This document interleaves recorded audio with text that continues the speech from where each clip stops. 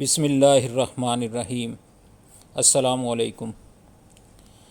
یاسر پیر زادہ 18 جون 2023 کو لکھے گئے اپنے ایک کالم ایک غلام سے ملاقات میں کہتے ہیں، کل اتفاقاً میری ملاقات ایک غلام سے ہو گئی۔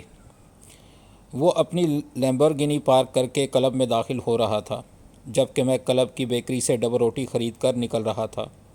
پارکنگ میں ہماری مٹ بھیڑ ہو گئی۔ چھوٹتے ہی اس نے اپنی غلامی کا راگ الاپنا شروع کر دیا۔ اس سے پہلے کہ وہ وہیں زار و کتار رونا شروع کر دیتا، میں نے اسے کافی کی دعوت دی، جو اس نے فوراً قبول کر لی۔ ہم کلب کے کیفے میں بیٹھ گئے۔ کافی لانے والے بیرے کو اس نے ویرونا کے روسٹڈ بینس کی کافی لانے کو کہا۔ بیرا بیچارہ اس کا منہ تکنے لگا۔ جواب میں غلام نے بیرے سے بھی زیادہ برا منہ بنایا اور بڑبڑانے لگا کہ نہ جانے میں کس قسم کے جاہلوں میں پھنس گیا ہوں۔ امریکہ میں ہمیشہ یہی کافی پیتا تھا، اور یہاں کسی کو روسٹڈ بینس کہہ دو تو وہ ہونکیوں کی طرح شکل دیکھنے لگتا ہے۔ کافی بنانے کی تمیز ہی نہیں، جاؤ جا کر سادہ کافی لے آؤ، غلام نے بیرے کو ڈانٹ کر کہا۔ میں نے غلام کو سمجھانے کی کوشش کی کہ یہاں اس قسم کے چونچلے نہیں ہوتے، ہم ایک غریب ملک ہیں، یہاں کے لوگ بھی زیادہ پڑھے لکھے نہیں، انہیں کیا پتہ کہ روسٹڈ بینس کی کافی کیسے بنائی جاتی ہے۔ جس پر اس مرد با کمال نے جواب دیا کہ یہی تو غلامانہ ذہنیت ہے جس سے ہمیں چھٹکارا حاصل کرنے کی ضرورت ہے۔ اور پھر ہماری اس گفتگو کا آغاز ہوا، جو اگلے 1 گھنٹے تک جاری رہی، بلکہ اسے گفتگو کہنا مناسب نہیں ہوگا۔ یوں سمجھیے کہ غلام بولتا رہا اور میں اس کی باتوں پر سر ہلاتا رہا۔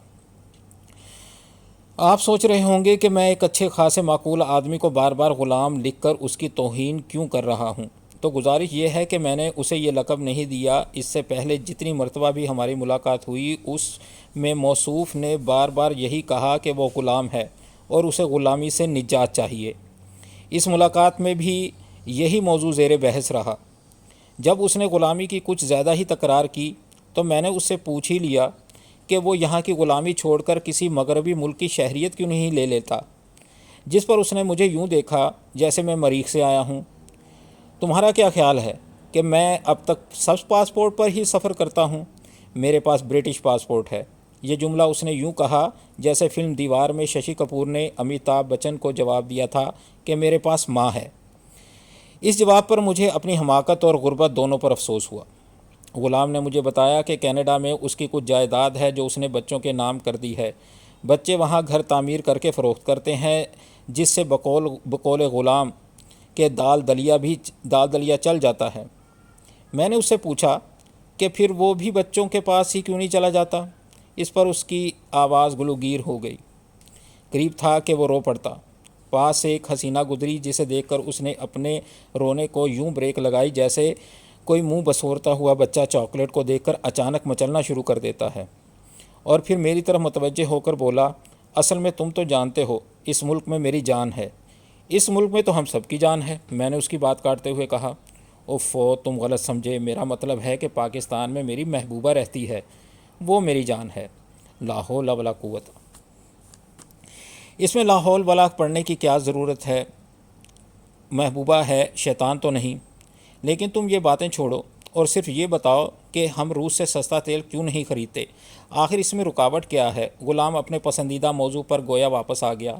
میں نے غلام کو سمجھانے کی کوشش کی کہ روس نے ہم سے سستے تیل کا کوئی معاہدہ نہیں کیا۔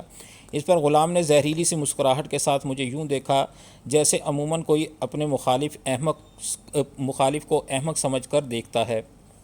اصل میں ہم لوگوں میں غیرت نام کی کوئی چیز نہیں، ہم امریکہ اور یورپ کے غلام بن چکے ہیں۔ ہمیں غلامی کی یہ زنجیریں توڑنی ہوں گی، اپنے فیصلے خود کرنے چاہیے۔ اے طائر لاہوتی، اس رزق سے موت اچھی۔ غلام بولتا جا رہا تھا اور میں اس کی باتوں پر سر ہلا رہا تھا۔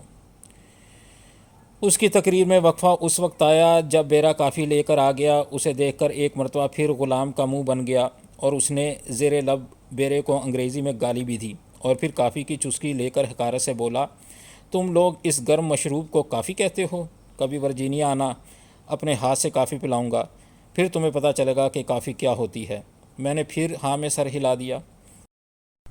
ایک بات تو بتاؤ، میں نے اس غلام کی آنکھوں میں دیکھتے ہوئے کہا۔ پوچھو۔ کیا تم واقعی خود کو غلام سمجھتے ہو؟ بالکل۔ اس میں بھلا کیا شک ہے؟ پوری قوم ہی غلام ہے۔ پوری قوم کس کی غلام ہے؟ امریکہ، برطانیہ، یورپ، مغربی سامراج کی غلام ہے۔ کیا تمہیں نظر نہیں آتا؟ غلام نے قدرے چڑھ کر کہا۔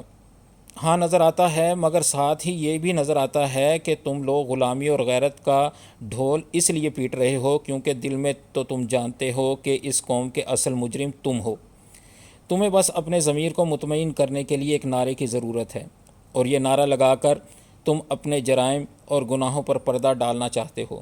تمہاری رعونت کا یہ عالم ہے کہ کروڑوں روپوں کی گاڑیوں میں گھومتے پھرتے ہو، مغربی ممالک کی شہریت رکھتے ہو، جائیدادیں بناتے ہو، اور یہاں کے غریبوں اور محنت کشوں کو جانوروں کی طرح ٹریٹ کرتے ہو۔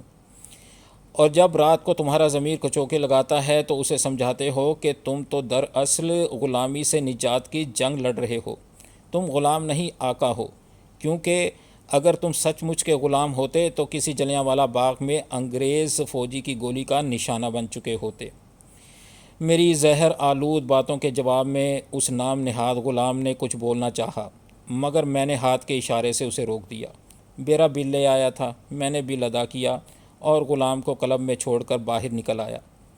سنا ہے وہ غلام آج کل گرمیاں گزارنے کینیڈا گیا ہوا ہے۔ کالم پسند آیا ہو تو ہمارے چینل کو سبسکرائب کیجئے، لائک کیجئے، شیئر کیجئے۔ Thank you very much.